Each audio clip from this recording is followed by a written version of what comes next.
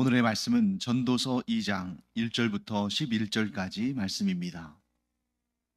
나는 내 마음에 이르기를 자 내가 시험 삼아 너를 즐겁게 하리니 너는 낙을 누리라 하였으나 보라 이것도 헛되도다.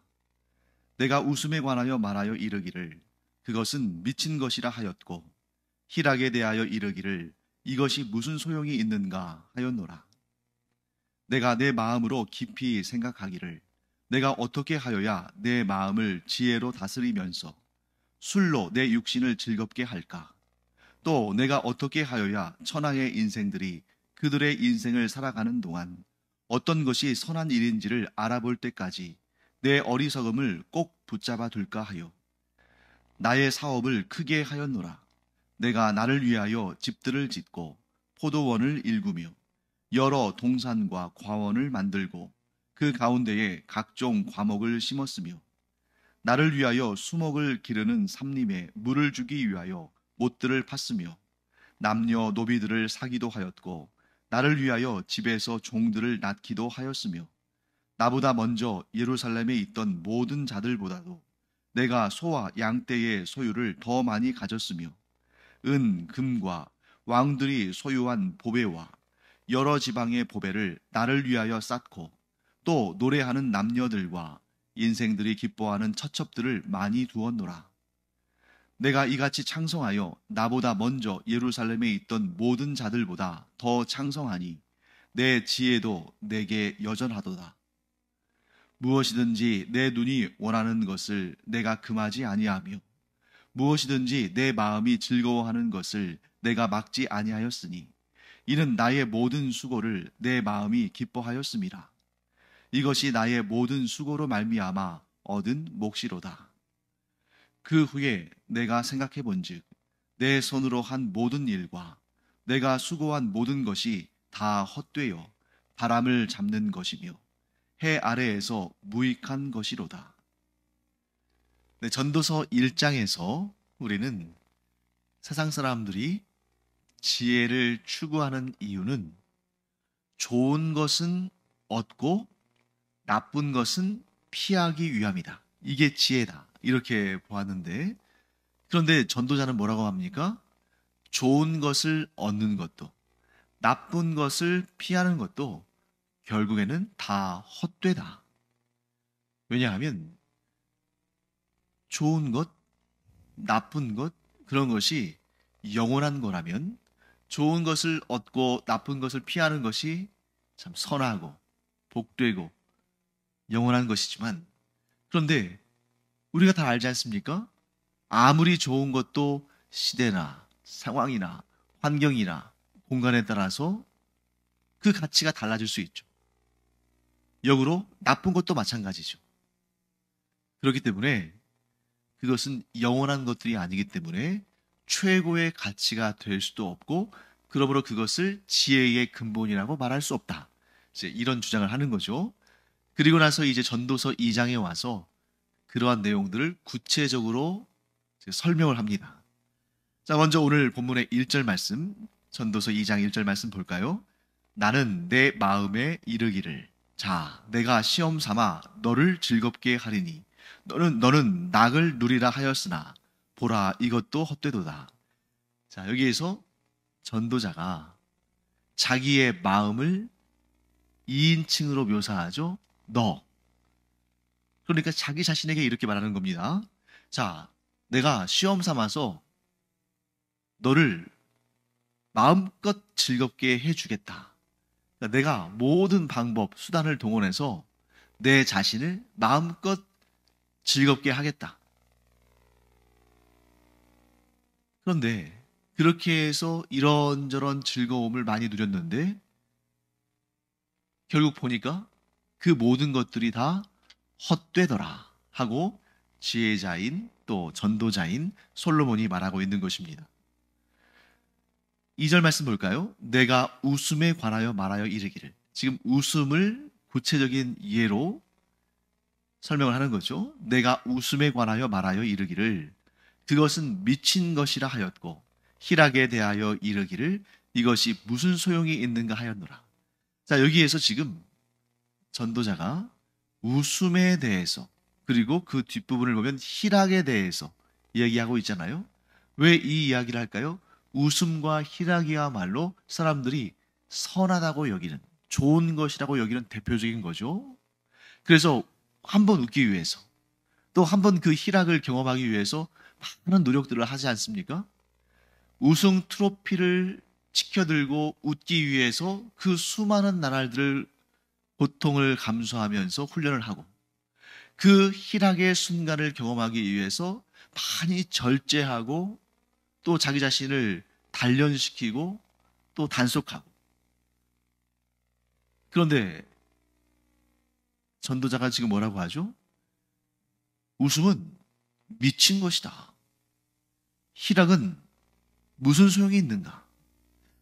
자, 웃음과 희락은 분명히 규범적 지혜, 즉 하나님께서 만들어 놓으신 이런 규범적인 질서, 이 세계 속에서는 분명히 긍정적이고 좋은 것입니다. 마음이 즐겁고 또 하는 모든 일들이 형통하고 또 좋은 열매를 맺었을 때 웃음이 나는 건 당연하잖아요. 그런데 전도자는 지금 그것을 미친 것이라고 말합니다. 또 희락 역시 무슨 소용이 있는가 하고 말합니다. 그래서 왜 이런 결론을 내렸을까? 울고 찡그리는 것보다 웃는 게 훨씬 좋잖아요. 또 낙심하고 좌절하고 고통 가운데 있는 것보다 희락을 누리는 게 훨씬 좋죠. 그런데 전도자가 내린 결론은 그 모든 것이 헛되다 하는 거죠. 그 이유는 웃음은 그때뿐이라는 거예요. 예를 들면 어제의 웃음이 오늘의 걱정과 근심과 문제를 없애줘야 되는데, 어제 웃었다고 오늘 걱정과 근심이 없어지는 것이 아니라는 거예요. 내가 충분히 풍성히 웃었지만 그것으로 인해서 오늘 내가 경험하는 이 문제와 고통과 슬픔과 어려움이 사라지지 않더라는 것입니다. 마치 아침에 내린 이슬이 해가 뜸과 함께 사라지는 것처럼 온데간데 없이 웃음이 사라지더라는 것입니다. 웃음이 진정 선하고 좋고 온전하고 완전한 것이라면 그 웃음으로 인해서 내가 경험하는 이런 어려움들, 고통들, 문제들, 슬픔들, 이런 것들이 사라져야 되는데 그렇지 않더라는 거예요. 경험적인 지식을 얻은 거죠. 그래서 전도자는 희락이 무슨 소용이 있는가? 어제의 희락 때문에 오늘의 고통이 사라진다면 그 희락이 참으로 온전한 거라고 내가 인정하겠지만, 어제 내가 아무리 희락을 누렸어도 오늘의 고민거리 하나가 없어지지 않는데 그것을 온전하다고 할 수 있겠는가? 이렇게 말하는 것입니다. 자, 그리고 나서 이제 또 3절에서 이런 설명을 하죠. 내가 내 마음으로 깊이 생각하기를, 내가 어떻게 하여야 내 마음을 지혜로 다스리면서 술로 내 육신을 즐겁게 할까? 또 내가 어떻게 하여야 천하의 인생들이 그들의 인생을 살아가는 동안 어떤 것이 선한 일인지를 알아볼 때까지 내 어리석음을 꼭 붙잡아 둘까 하여. 자, 여기서 좀 나오는 한 가지 좀 재미있는 소재가 있습니다. 술입니다. 술은 긍정적인 가치와 부정적인 가치를 모두 지닌 중립적인 거예요. 예를 들면 술을 마시면 사람들이 기분이 좋다고 하죠.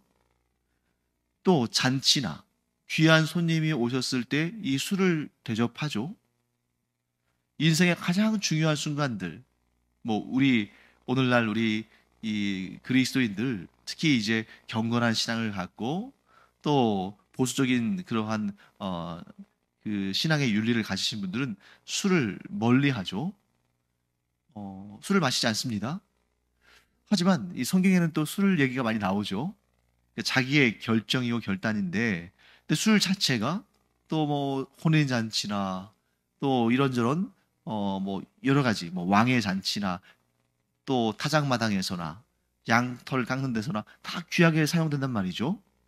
그런데 동시에 술은 어떤 경우에는 반드시 피해야 할 그러한 대상이 되기도 합니다. 예를 들면 제사장이 하나님을 섬기기 위해서 성막이나 성전에 들어갈 때는 술을 마시지 못하도록 규정되어 있어요.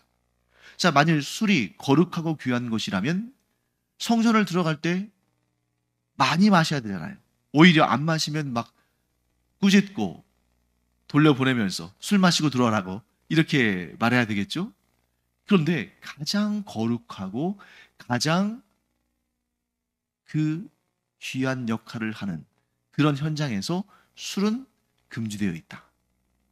또 나실인이 서약을 할 때 대부분의 경우에 포도주와 독주를 마시지 않기로 나실인의 서약을 합니다.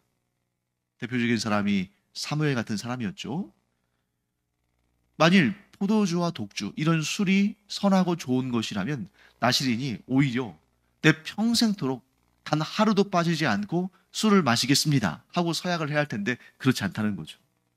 그러니까 이 술이라는 것이 아주 지금 이 전도자의 논리를 설명하는데 아주 적합한 그런 소재가 되는 거예요. 어떤 상황에서는 좋은데 또 다른 상황에서는 나쁜, 어떤 상황에서는 사람들에게 환영을 받는데 어떤 상황에서는 사람들이 그것을 절제하거나 혹은 금지하는, 이게 바로 이 세상의 지혜의 모습인 거예요. 이 세상에서의 지혜는 무엇입니까? 어떤 사람에게는 지혜인 것이 어떤 사람에게는 우매한 것이 되고, 어떤 장소에서는 지혜로 받아들여지는 것이 다른 장소에서는 어리석음으로 받아들여지는, 이렇게 상황에 따라서, 공간에 따라서, 시대에 따라서 이렇게 바뀌는 것을 그걸 참된 것이라고, 온전한 것이라고, 영원한 것이라고 할 수 있느냐 하고 묻는 것입니다. 뭐 예를 들면 이런 것도 있죠. 우리가 사람을 친절하게 대해야 되지 않습니까? 성경의 규범적인 지혜의 차원에서는 모든 사람에게 친절하게 대해야 돼요. 그런데 내가 누군가에게 친절하게 대한 것이 도리어 그 사람이 나의 그 친절로 인해서 나를 무시하거나, 즉 사람을 무시하거나 괄시하거나 심지어 이용하는, 그걸 이용해서 악을 행하는 이러한 결과로 이어진다면 그 친절을 과연 선하다고 할 수 있는가? 전도서는 바로 이런 사실에 주목을 합니다. 누구나 보편적으로 일반적으로 좋다고 하는 것이 있다 할지라도, 뭐 실제로 그런 것은 없겠습니다만, 뭐 예를 들어서 1000명의 사람 가운데 999명이 좋다 할지라도, 아니 심지어 1000명의 사람들 전부가 다 좋다 한다 할지라도 그거 한번 다른 각도에서 보라는 거예요. 그게 정말 선한 열매를 맺고 있는가? 다른 각도에서 보라는 거죠. 그래서 누군가가 좋다고 하는 것이 다 좋은 것은 아니다. 당신은 그것을 좋다고 볼지 모르지만 다른 사람은 그것을 좋다고 하지 않을 수 있다. 이 시대에는 그것이 좋은 것으로 여겨지지만 우리 다음 세대에는 그것이 좋다고 여기지 않고 나쁘게 여겨질 수 있다. 그러므로 결론은 하나님 외에 그 어느 것도 완전하게 선한 것이 없으며 하나님 외에 그 어떠한 것도 완벽하게 초지일관되게 온전한 것은 없다. 그래서 그것을 증명하기 위해서 이 전도자가, 솔로몬이 많은 그러한 연구 그리고 실습, 자기의 삶에서 직접 경험을 해본 겁니다. 정말 그런지. 그 내용이 4절부터 10절까지 등장하죠. 간단하게 살펴보면 이런 내용들입니다. 4절부터 10절. 4절에 내가 나의 사업을 크게 했다. 일을 많이 벌였다는 거죠. 자, 사람이 살아갈 때 가장 중요한 것, 가장 기본적인 것, 뭐라고 생각합니까? 의식주라고 생각하죠. 그래서 집들을 지었어요. 나를 위해서 아주 좋은 집들을 짓고 또 좋은 포도주를 만들 포도원도 일궜어요. 5절 말씀에 여러 동산의 과원들을 만들고, 즉 과수원을 만든 거죠. 그 가운데 각종 과목을, 각종 과일을 맺는, 각종 열매를 맺는 나무들을 심었습니다. 6절 말씀 보시면 그래서 나를 위해서, 지금 계속 반복적으로 나오는 단어를 여러분들이 보시게 되죠. 나를 위하여 수목을 기르는 삼림에 물을 주기 위하여 물을 담는 못들을 팠고, 또 남녀노비들을 사서 그들로 하여금 그 과목을 잘 가꾸도록 이렇게 지시를 했고, 그래서 결국 내가 나보다 먼저 예루살렘에 있던 모든 자들보다, 즉 예루살렘에 있었던 모든, 지금까지의 모든 사람들보다 내가 소와 양떼를 더 소유한 그런 큰 부자가 되었는데, 그래서 8절 말씀, 은과 금과 왕들이 소유한 그런 보배들과 또 여러 지방, 즉 수입한 그런 보배들을 나를 위해서 쌓아놓고 또 쌓아놓고, 노래하는 남녀들, 또 인생을 기뻐하는 처첩들, 그래서 나를 즐겁게 할 만한 사람들도 많이 두었다. 그래서 내가 이렇게 창성해서 나보다 먼저 예루살렘에 있던 모든 사람들보다 더 창성했다. 그리고 내게 여전히 지혜가 있어서 사람들이 내 지혜를 감탄하며 바라본다. 여기에서 나보다 먼저 예루살렘에 있었던 사람들이라고 표현하는 이유는 앞으로는 어떻게 될지 모르잖아요.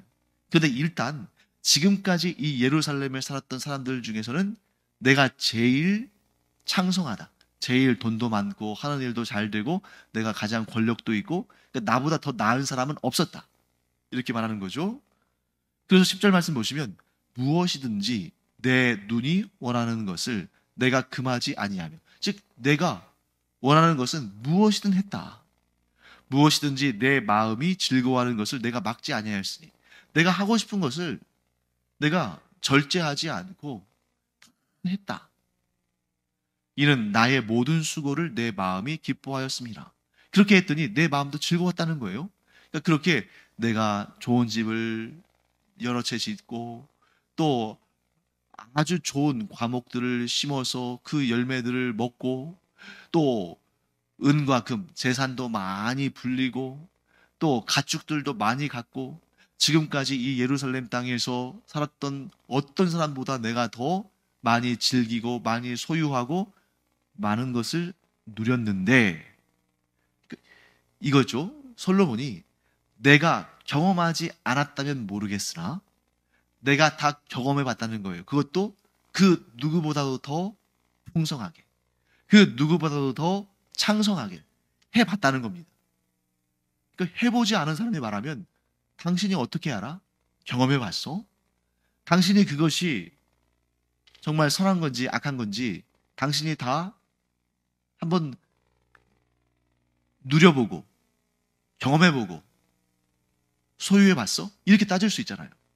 그런데 이 예루살렘에 지금까지 있었던 모든 사람들보다 더 많이 소유하고 더 창성한 그런 인생을 살았는데 결론은 11절이다 하고 말하는 거죠. 11절 말씀, 그 후에 내가 생각해 본즉 내 손으로 한 모든 일과 내가 수고한 모든 것이 다 헛되어 바람을 잡는 것이며 해 아래에서 무익한 것이로다. 열심히 일해서 얻은 것이 진정 좋은 것, 선한 것, 온전한 것이라면 그것으로 인해서 나쁜 결과나 결핍이 없어야 됩니다. 그런데 좋은 집에 살았어요. 그런데 그 좋은 집을 짓고 살면 이 이상 더 좋은 집을 원하지 않을 거라고 생각했는데 며칠 지나니까 이 집이 벌써 실증이 나고 더 좋은 집을 원하는 자기 자신을 발견한다는 거예요. 좋은 집 자체는 선한 것인데 그 선한 것을 어느 정도 누리다 보니까 더 선한 것, 더 좋고 더 크고 더 아름다운 것을 원하는 자기 자신을 발견했다는 것입니다. 그리고 자기 자신의 지혜가 다른 사람들보다 훨씬 더 뛰어난 걸 알아요. 자기도 압니다. 그런데 계속 궁금한 게 생겨요. 아직도 이해하지 못한 부분이 있습니다. 그래서 마음속에 뭔가 만족감이 없어요. 그래서 여러분, 우리가 세상의 사람들을 볼 때에 다른 사람이 가진 것을 더 좋다고 생각하잖아요. 남의 떡이 커 보인다고 하잖아요. 그런데 정작 그 사람도 나를 보면서 그런 생각을 가질 수 있다는 거죠. 그러니 참된 만족이 없다는 것입니다.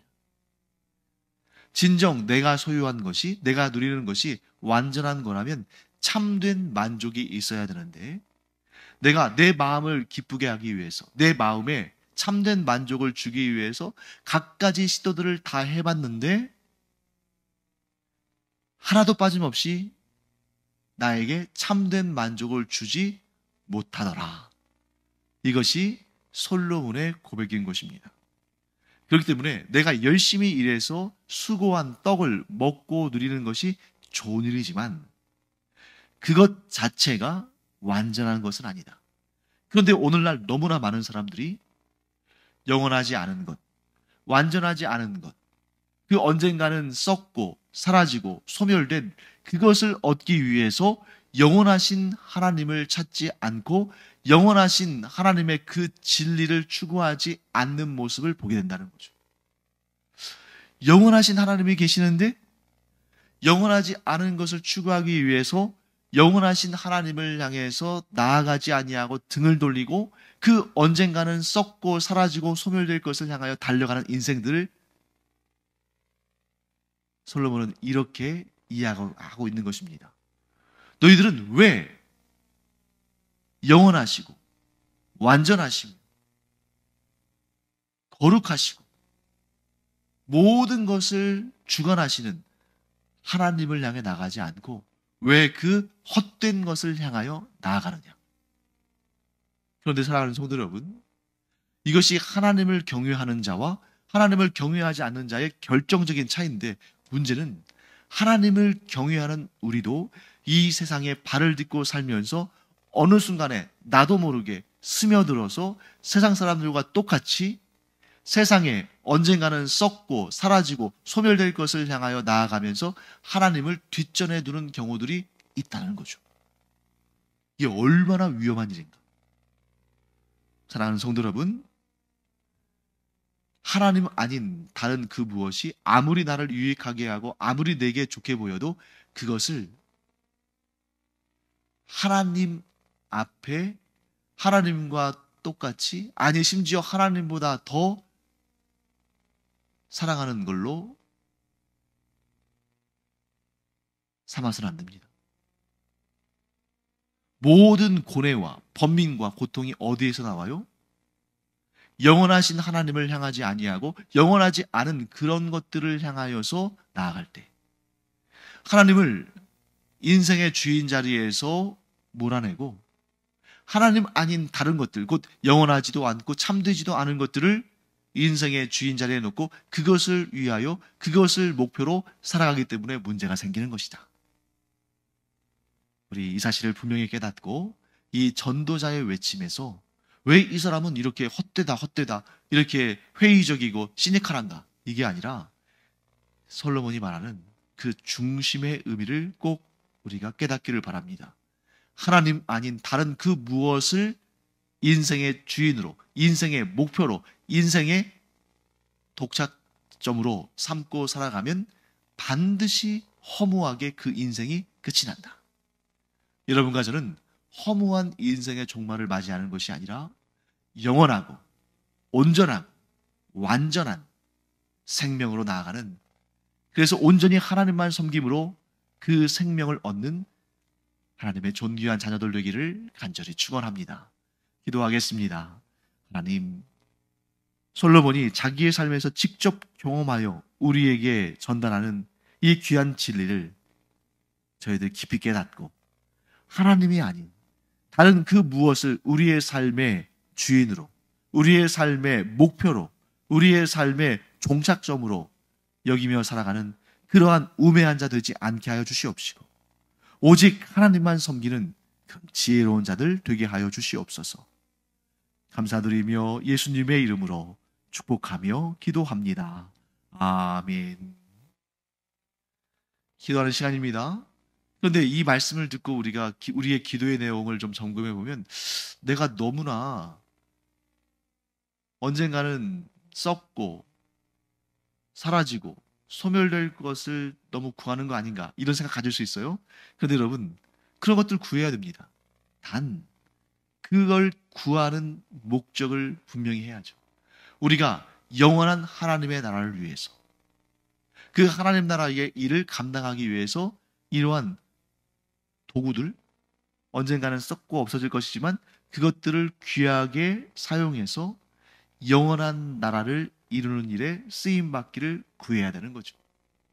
그렇게 하나님의 나라와 그 뜻을 위해서 그 일을 위해서 구함으로 말미암아 하나님께서 무엇을 주셔도 하나님께서 불안하지 않으신 그런 온전한 믿음의 사람들로 서게 되기를 축원합니다.